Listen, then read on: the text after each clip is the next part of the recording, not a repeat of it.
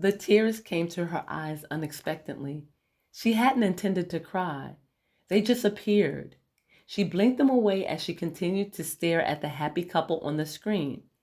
Aaron's mind drifted to the engagement party announcement in the hospital's weekly newsletter. It had solidified Marari and Arathi Rana as a couple.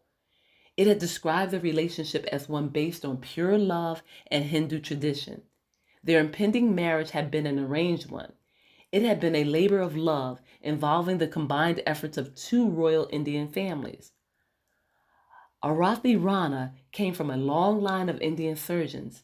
She graduated from a prestigious university in Europe. Aaron stopped thinking. Her mind went blank as she watched Marari's name and the cell number flash across the tiny screen she held in her hand.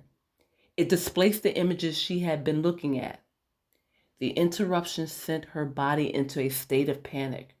Her fingers instinctively moved to accept the incoming call, but her mind screamed out a warning. No, don't do it. Be strong. Make him suffer. Aaron's hands trembled. She wanted to take the call. She wanted to hear him beg for forgiveness. She wanted to hear his voice, the words pleading for a second chance at her love. But she was afraid. What if that was not why he was calling? What if he was reaching out to her for another reason? Suppose he was simply feeling guilty, and this was a pity call. Or worse, what if this was the booty call Ileana warned her about? Aaron thought. She could not permit him to use her, to satisfy some sexual lust he had and then go home to his fiancée? No, she wouldn't be that woman. She couldn't let herself become that desperate. Aaron reminded herself that she was a renowned Black cardiothoracic surgeon who saved lives. She was a surgical asset to Penn's Landing Memorial Hospital.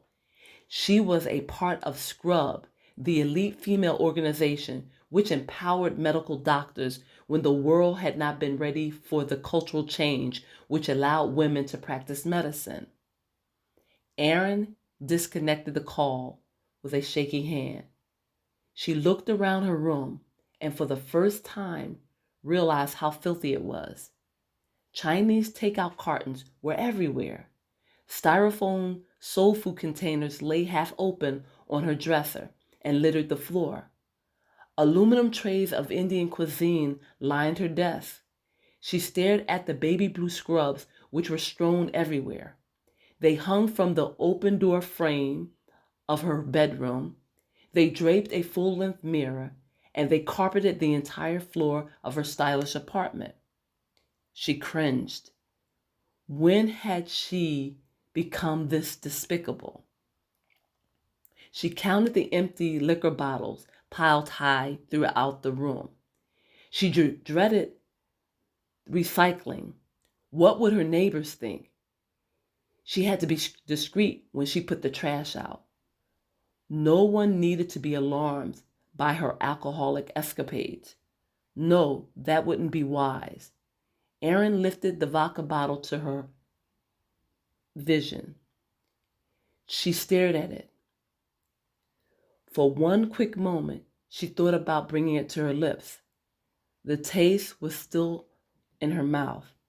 The desire to take another drink was strong, but she thought about all of the sacrifices she had made to get to this point in her career.